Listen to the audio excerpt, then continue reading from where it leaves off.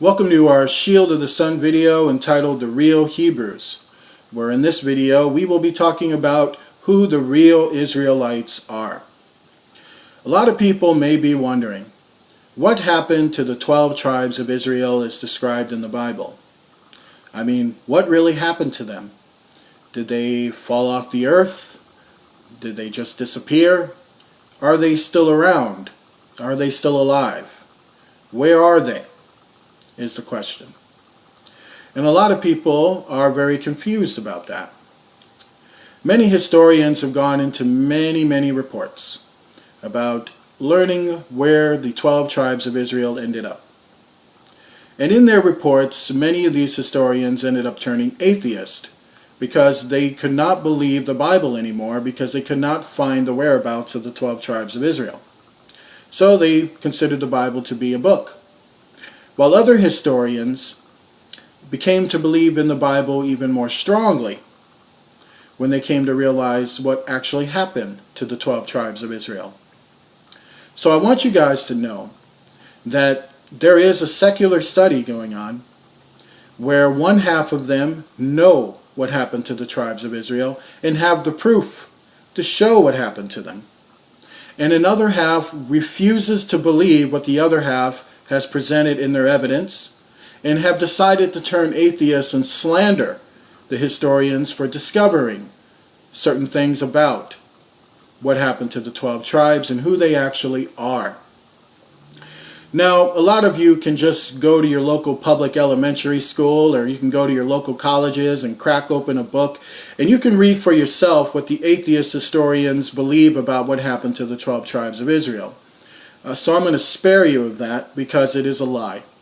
And it is a lie that has absolutely no evidence, and it has absolutely no common sense to how the historical events were played out with the 12 tribes of Israel and how the Bible actually stated it. Because the other half of that argument, who supports the Bible, believes that the Bible was telling the truth. And they even have the archaeological evidence and DNA evidence to show what happened to the 12 tribes of Israel. Now, all of this controversy is actually tied in to an event that took place in 1911. In 1911, what we know as the Illuminati groups, meaning the Rothschilds, the Rockefellers, the American military elitist families, the globalist families, the monarchy families, we're talking a vast elitists from around the world, wanted to literally rewrite history. So they wanted to get their hands on the educational field. In America, that was done through the Rockefeller family. The Rockefeller family set up these charity organizations that ended up getting control of the educational system because they offered to pay for all the money that they would have to pay for in terms of the distribution of school books and things of that sort. So the Rockefeller family was very instrumental in rewriting history. They wanted to rewrite history very vehemently. And what they rewrote history into was this history to promote white supremacy. But it's a kind of interesting thing because you got to ask yourself, why would a rich, powerful Jewish family want to promote white supremacy? Well, there is a reason for that. The reason's called divide and conquer.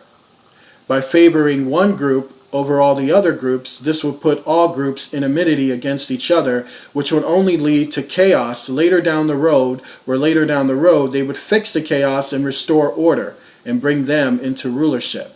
So instead of them seeking ways to kill us, which would be impossible for them to do, they seek to make policy to get us to manipulate each side of the fences and get all the cultures and tribes to kill each other. That's the reality.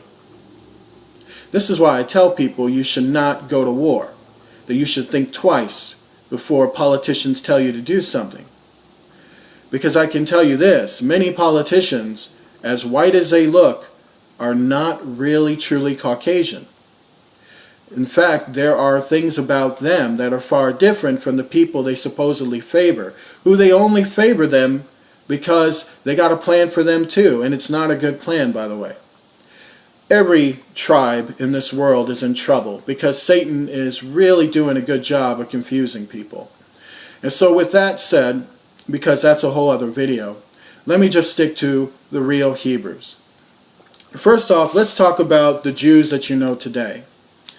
The Jews that you know today are believed by the foolish, atheist, secular historians that all 12 tribes of Israel somehow managed to mix up together, and through all this mixing, meaning intermarriages between the tribes, it all resulted and culminated into this one Jewish nation, which they claim is the current Israel today, or the Jewish families that we have in America and around the world.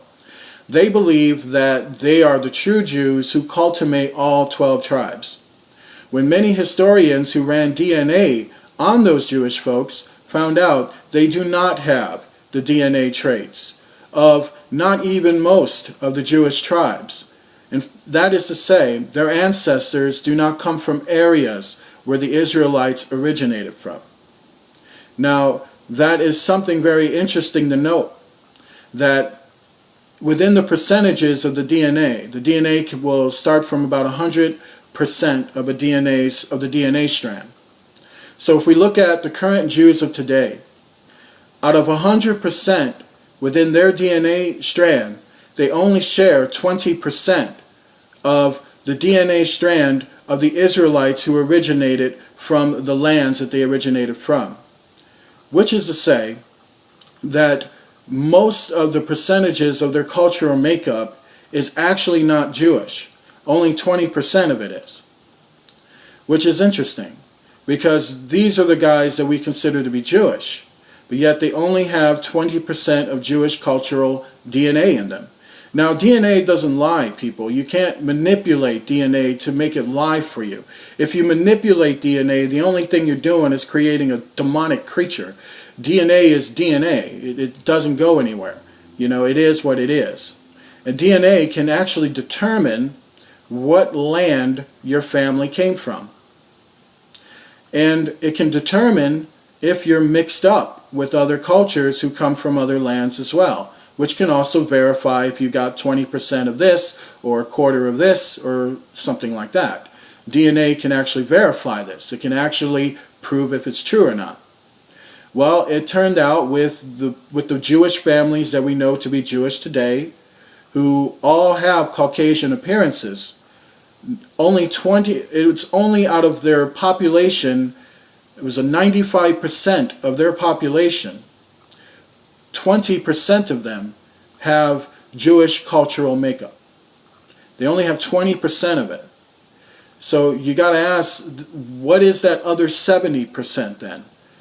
What is that other 70% cultural makeup? Well, they are of various European cultures, of Russian, Celtic, Anglo, Turkey, Romanian, Polish, Ukrainian. Those cultural makeups known as Celtic, Anglo, Scandinavian, Slavic, those are actually the highest percentage of DNA cultural makeup within Jewish people today, while they only carry 20% of Israelite dissension. Now that's pretty interesting. So it leaves the question then, well then where are the real Israelites? Because if they only have 20%, then that means they're not fully Jewish. That means they're something else. But it's interesting because there is an origin to how they ended up with 20% and how they mingled in with so many other European cultures. So you got to look at the history of the tribe of Dan, because this is very important. You probably know of a group called the Khazars. I'm sure a lot of you must know who the Khazars are, because the Khazars are the ones who are the Rockefellers and the Rothschild family. And they're the elitists. They're the powerhouses, the Mibagorians, Washington, D.C. politicians. And when we talk about the Khazar bloodline, it actually was originally the tribe of Dan. Now, what happened is, so that you don't get this confused, the tribe of Dan broke away from Israel, meaning they decided to worship Lucifer. They had decided to pack up, get on ships, and they literally traveled to Europe. They actually conquered Greece at the time when they went there. And through there, when they came to Europe, they set up an alternative religion. They set up the religion of the serpent. They literally worship Satan. under the form of the various gods and goddesses that they described as reptile gods. And through this interaction, they decided to hate their original origin, meaning they hated on themselves. They hated on the Torah, they hated on their Jewish brothers and sisters, and they hated on every other culture, and they were very hateful toward Gentile cultures. So they were filled with a lot of prejudice and a lot of hatred, and the tribe of Dan was known to be very much of a conquering tribe, a tribe that was strong and a tribe that was really brutal to their neighbors. So when they got to Europe, they formulated a new nation. They no longer were considered Jewish anymore. They became something else. And what they wanted to do was they wanted to interbreed with the Japheth families, the European families that were in Europe. So what they started to do was they started to conquer other nations. And this brought about a war that's been very much hidden for a long time. That the tribe of Dan actually declared war on the European monarchies of that time. And this is thousands of years ago, before the monarchy feuds that we know about of the times of the Catholics. This was way before them. And so what they did then was they conquered so many of those European tribes that they started to intermingle by taking their women, raping them, doing the things they did, and then started breeding children and children through them. And then this interbreeding started taking place from the highest royals of those European lines all the way down to the commoner, so that they would take over the entire identity, is what they were looking to do. And then through all this interbreeding and through all of this, they became the Khazars. They became a whole other group that's been so mixed in with so many other European cultures that it's left them with only 20% of their Israelite identity, because of all the intermixing that they did. But they always kept their original identity, which was the Khazar identity, which wasn't their original identity, but it was their religion of Lucifer that they held to as being original. So unfortunately, that's what happened to the tribe of Dan. It literally dissolved itself into the Khazars. And the reason why the tribe of Dan is not seen in the book of Revelation is because of that reason, that they rejected God to such a point that they literally rejected their own identity, their own origin, their own history. They threw it all away. And that tribe, these Khazars, have been in control for a long, long time. They've been the ones behind the scenes influencing European monarchy families for a long time to get on board with the actions of Satan. That's why so many monarchy families were evil and involved with things like genocide and homicide and incest and satanic worship and child ritual sacrifice. You look into their history, it'll show you all these satanic things they were into, but you got to look at the friends that they had. Their friends were the bankers in the international money fields, who were the Khazars. And the Khazars were the ones who supplied them their riches, they held their money for them, they held their currency for them, and so they've been in control behind the scenes for a very long, long time. So one of the things you got to come back to then is what happened to the rest of the tribes of Israel. The Bible makes it very clear what happened to them. And I want you guys to start reading up on Chronicles and 2nd Chronicles. Read up on Isaiah and Isaiah. And if you just read that, it's very clear what happened to us. Yes, I'm going to say us. Now, let me give you this little thing about me. I was born Miguel Jimenez. And I always liked my name. I always did. Proud of my name, proud of my heritage. I grew up Puerto Rican. Always proud of being Puerto Rican, proud of being who I was. Then one day I got called and I became a Christian. And I noticed how my own family turned on me. And even many people I grew up with among my own people, they turned on me too. They turned on me for becoming a Christian because I wasn't someone that they can identify with anymore. They even told me I wasn't really a Puerto Rican because I became Christian. Yeah, these were the kind of people I were around. Many Puerto Ricans are Christians. I just happened to be among a neighborhood and a group of people that were Puerto Ricans who were not Christians. But they were into Santeria, they were into voodoo, You know, they were into things like that, where they even got their daughters involved in that, and even got some of their sons involved in that who ended up becoming gang members. So I wasn't into voodoo, and I wasn't into gangs. So because of that, I wasn't popular with my family, nor was I popular in the neighborhood. So I got persecuted for being a Christian. And so I had to leave that whole scene, you know, and for a while, you know, I just drifted, not really knowing who I was or what to do. And then God, you know, started talking to me more. And then that's when, you know, I explained in Who is Michael Herr 1 to 5, that the moment when God said, when I went to school, you know, take theology, God wanted me to change my name to a Jewish name. He wanted me to name myself Michael Herr, where I just kind of thought, you know, why do I want to give myself a Jewish name? But it was something that he really wanted me to do. And I had no really understanding at the time of why. You know, it just didn't really make much sense to me.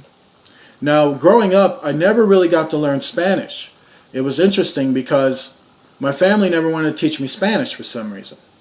They only taught certain members of my family Spanish. Now, you got other Puerto Rican families and other Latin American families who regularly teach their kids Spanish, because those families don't have anything to hide.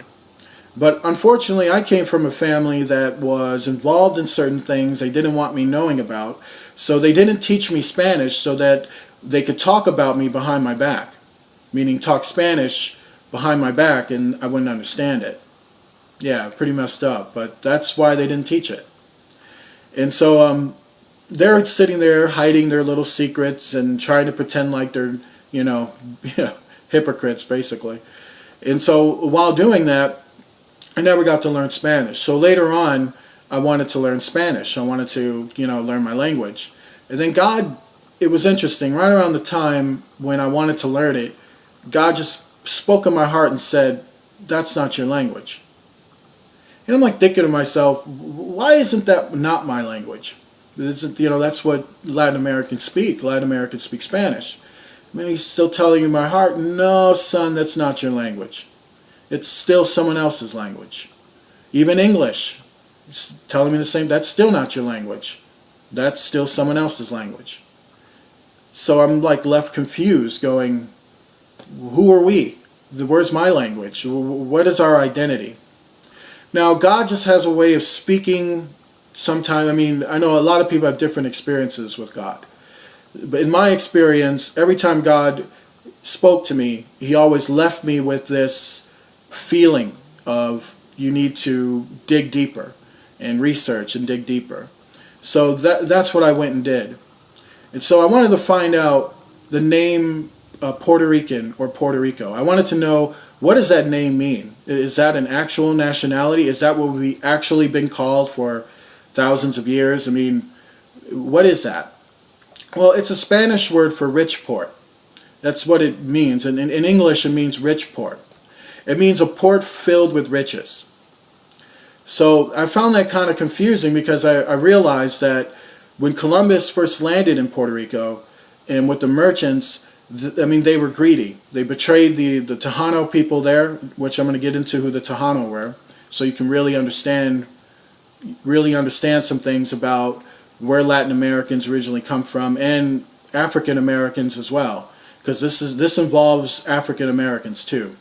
So first, let me just finish this here. Richport was a name given from murderous, genocidal, raping conquerors who came on the land and saw that the Tejano people had a lot of gold. The Tejano people's form of currency was trade, meaning we didn't use gold. We used trade, meaning we traded. Gold to us was like ornaments. I mean, we hung that around our necks and hung that on trees and gave that to our kids to play with. That was not of any value to us because we did not live in the European monarchy system. We lived away from that system. We had our own nation and our own laws and our own language and our own ideas. So the people, the monarchs, sent the merchants who came and conquered and killed and raped and pillaged and did all kinds of horrible things to us for the gold. And then they named the port Richport, which is to say the port of the gold, the port where the riches were. And for some reason, they named the people on the island, eventually later on, Puerto Ricans, as to say the servants of Richport, meaning they're slaves. Now, how did we get from Tejano to Puerto Rican? Well, first, there's something you need to understand. What I decided to do after learning about where the name Puerto Rico comes from, I said to myself, well, that's not the name of a people. That's a name somebody else gave us. And I had to ask myself a serious question, and I think every Puerto Rican, and even to those that this matters to other Latin Americans and even African Americans, you got to ask yourself this question.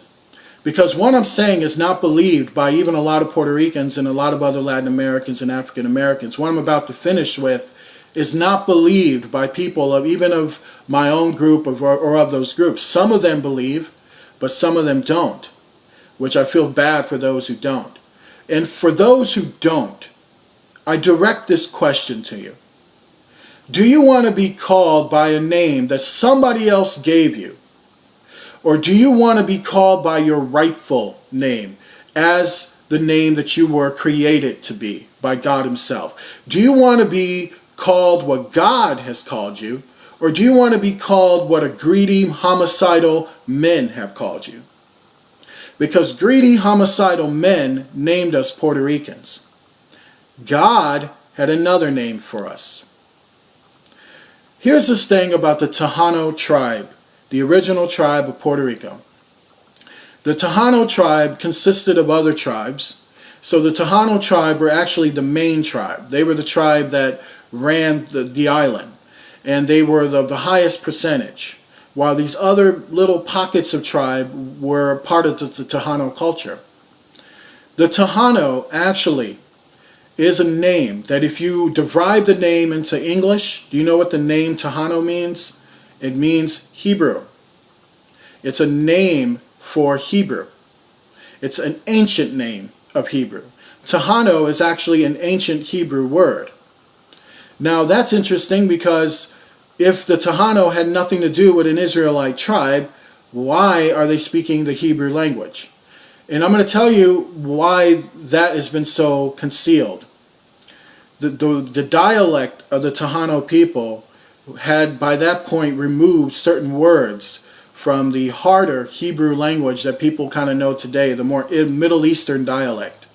The dialect was changed a little bit for the Tejano people, but a lot of the words still stayed the same, and all of the words still had the same meaning that's found in the Middle Eastern dialect of Hebrew. It turned out that the Tejano, when DNA samples were taken from Puerto Ricans, first off, I'll speak about my own experience. Getting that sample done on me and seeing that sample done on many, many other Puerto Ricans. Puerto Ricans are told that they descended from Spaniards. That's what they're told. But it's interesting because Spanish history, if you go to Spain and read Spanish history, it's far different from American history. Spaniards do not consider to have any relation to Latin Americans. That's interesting. While many Latin Americans are taught we have relation to them, Spaniards are taught in their history they have no relation to us. And that's important to kind of understand, because the Spaniards understand the history far better than the American books tell it. Now to understand, when these DNA samples were checked for Puerto Ricans, myself and others, it turned out that the Spaniard cultural DNA strand was only 20% in us. The other 80, sometimes 90%, it was a range actually from 88 to 90% of our lineage, our cultural lineage, is based in areas where the Israelites originated from. First off, it actually tracks it. It's interesting that the DNA strand shows that 88 to 90% of our lineage is shared with the Tejano people, and the Tejano people share lineage with the people who came from the same lands the Israelites came from, meaning the Middle Eastern promised lands in Egypt and the lands where Abraham was from. So all those lands are the genetic cultural makeup of the Tejano people, And Puerto Ricans are 88 to 90% of the genetic makeup of the Tejano people, a people whose genetic makeup is of the tribe of Ephraim. It's interesting because the Bible described something about Ephraim, that after the Assyrian conquest, Ephraim actually fled. And what happened was Ephraim was forced to scatter to a land that no man had been to before, as the Bible put it in the book of Isaiah.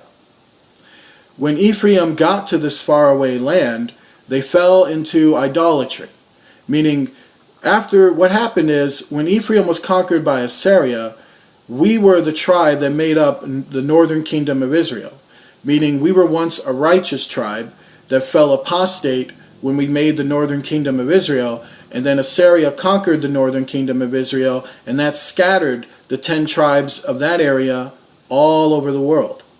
And that scattered the tribe of Ephraim particularly into a land that was known by no man, a land that can only be received to by way of the sea. So the Ephraimites literally had came to those lands, to the Caribbean. First, they actually came to the southern tip of California, came down through the Central American Peninsula, then crossed over the Gulf, and then ended up right where Puerto Rico is. All the DNA evidence and all the archaeological evidence proves it. But that's not going to be read about in history. Let's take African Americans. Now, we do know that Noah had a son named Ham. Ham is actually the patriarch of African people. But the question is, are all African people descendants of Ham? Which is to say, are there any other black people out there that are not descendants of Ham and could be descendants of a tribe of Israel? Let's look at Judah. Judah himself, the patriarch of the tribe of Judah. A lot of people fail to understand that Judah married into a Canaanite tribe. The child of Cana actually was the direct child of Ham.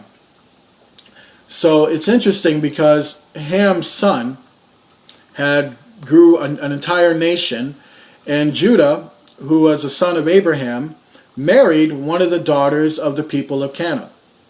The people of Cana were black people, and therefore Judah, a brown-skinned man, married a black woman. So that's one factor you got to keep in mind.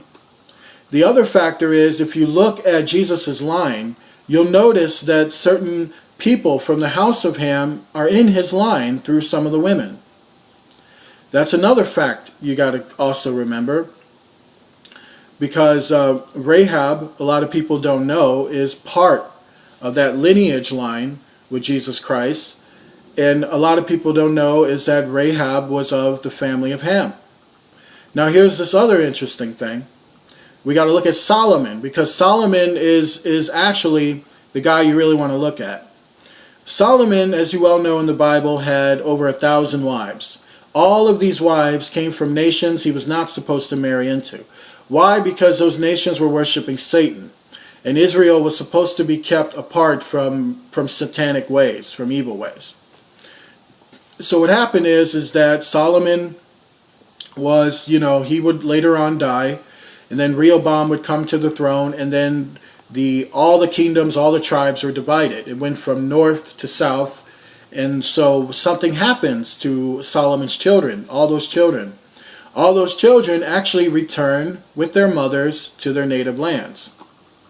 Many of those mothers came from African nations, meaning mighty African monarchies that existed in Solomon's time, where Solomon had married many of those daughters. He had a whole harem of these women, and these women had many children by him. Those children were taken back with them to Africa, and they were considered the children of Solomon. Now, interesting enough, the children of Solomon actually rose up nations of their own, had commerce and business and things like that, and they got targeted. They got targeted by the African warlords, who ended up selling them to the Dutch Trade Company, a lot of them, and enslaved them. Now, here's this interesting thing. A lot of slaves would use this word called massa. You probably heard this word, and a lot of people ignorantly believe, because of movies in history and things like that, that when a lot of African slaves were saying massa, massa, it was they want you to think that this was a broken down term to say master, but it actually wasn't. Massa is another Hebrew word, and the word actually means oppressor or burden of oppressor. So every time they were saying massa, massa, massa, they were saying you oppressor, you oppressor, you oppressor. That's what they were saying.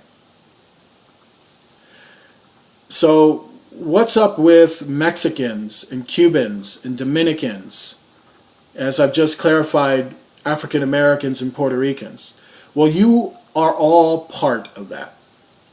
If you look at the origin of what happened to all the tribes, you're going to end up discovering your own origin. Many Cubans must understand that you are from the tribe of Manasseh. Many Mexicans must understand that you are from the tribe of Azeliar, and also from the tribe of Ephraim. Half of you are from Azeliar, and the other half of you are from Ephraim. That's why Puerto Ricans and Mexicans share a lot of the common heritages that they do, because a lot of them are from the same tribe. A lot of the tribes ended up coming to the North American lands. Now understand, and South American lands. Now understand that there were already tribes on the North and South American lands when the real Hebrews got there. And those tribes are actually from a descendant, and that descendant was Shem. Shem is the father of brown and Asian people. It was shown in Genesis that Shem's people would stretch from the west to the east, that they would be everywhere, and that the children of Japheth would one day come to live under the tents of Shem, which was the prophecy of Caucasian people who would come to those lands to live. But then there was a prophecy that the tribe of Dan would be a serpent in the road, meaning there would be a power that would be behind these Caucasian people who would then initialize genocide and war and death and destruction. So even though white Caucasian people, and I don't say this to offend any of you, the system was built to favor you only because of the fact it was a way to run divide and conquer. By favoring one group and then hating on another group, this will cause both groups to be in enmity against each other. There was a power that was behind the Caucasian groups when they came here. It wasn't Caucasian groups themselves who built up all that military and who built up all the commerce in all the cities. You got to follow the money. Where was that money coming from? And that was coming from bankers. And bankers were very much involved in that whole process. Not just any bankers, but bankers involved with the Vatican. So it was a Vatican banker connection. It was basically an old world, old money connection that was going on there, through a tribe that went apostate many years ago and became something else. A lot of people know that Hitler has DNA dissension with the Rothschild family.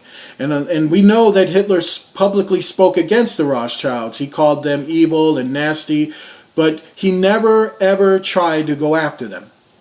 You got to really recognize that why would Hitler, who has dissension with the Rothschild family, want to speak against the Rothschild family and speak that all Jews are evil, but then turn around and only attack a specific set of Jews and not the Rothschild family and the Vatican themselves? It's because Hitler was a hypocrite. It's because he didn't believe in all the crap he was saying. He had a political agenda and a political goal to initialize that goal, and he had no problem seeing the human race kill each other because he was a devout servant of Satan. He was a Luciferian who lied to people. Now, unfortunately, he was also evil in regards to it, because the reason why they genocided so many during the Holocaust with the Jewish Europeans that were killed, the reason why they were killed was because these were Jewish people that still held to the Torah, meaning they still had Old Testament beliefs, meaning they weren't part of secret societies like Hitler and his family were.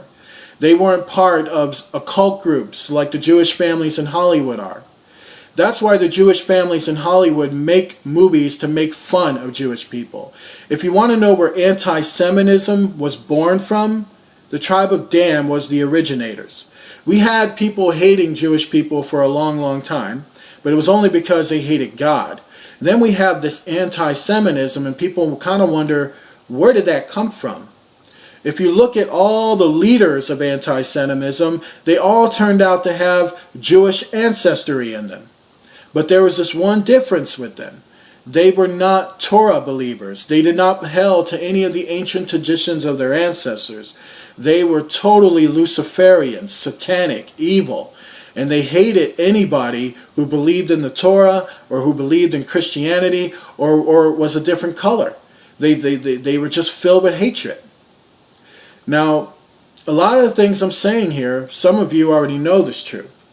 Some of you may be vehement with this truth, meaning you don't agree with it. For those of you who don't agree with it, I don't care. I really don't. Because the truth of the matter is, you will never know who you are unless you really know who you are. So it wouldn't really matter what you say. You can accept that you have a great history that's described even in the Bible, and you have great rewards ahead of you for being a persecuted people, a ghost nation that nobody acknowledges anymore. So where are the 12 tribes of Israel? Well, there's a member of one of them talking to you right now. And there's many of them out there talking to you. And many of them know who they are. But none of anybody in the mainstream or anybody out there really knows who we are, because they label us as Mexicans, Puerto Ricans, and Cubans, and think we're supposed to speak Spanish and clean and wipe your floors for you. Well, I got no problem with many of my people doing honest labor for an honest job. God bless them, because they're trying to raise children. But that doesn't mean that they should be stereotyped and demeaned as being only just that. I don't agree with calling myself something that somebody else named me. Now, I know for many of my people out there, that's just not something they can accept. They'll still continue to speak Spanish and continue to represent Puerto Rican pride, and many others for their nations will do the same. And that's what you want to do, that's cool. I don't have a problem with that. That's cool. That is your belief to do that. On my end of things, I just can't do that, because I just know too much. I know that Spanish was a language given to our people from oppressors to take away our original language. I know for a fact that the reason why we are all mixed up and became called Puerto Ricans is because, you see, what they try to do with the Tejano people is the same that they try to do to the African slaves, and the same they try to do with the rest of the Native American tribes. First, they try to enslave us. This happened after they devastated us with chemical warfare, which killed most of us, killed most of our strongest leaders and warriors. They backstabbed and betrayed us. Yeah, when we showed them kindness and shelter and did not attack them when they came off the boat, but helped them off the boat and gave them shelter, they in return attacked, killed, raped, and murdered us. They ambushed us. Now, right after they were done genociding us and ambushing us and killing us with chemical warfare, then they decided to enslave us. They locked us up in the mines in regards to what they did to Tejano people. They locked us up in the silver mines and made us mine all the silver that they wanted. This life was so horrible that many Tejano people committed suicide rather than deal with it. Many children begged their fathers to kill them because they didn't want to deal with that. That's how sad it was. But then they realized that forcing us and enslaving us wasn't going to get rid of us. And we kept on revolting. We had many, many slave revolts, as Africans had slave revolts later on. Just to let you know, the Tejano people were the very first people enslaved during the European conquest. Many other tribes came later. We were the first to get it, because Columbus came to us first. So we were the first nation they encountered and the first ones that basically got it.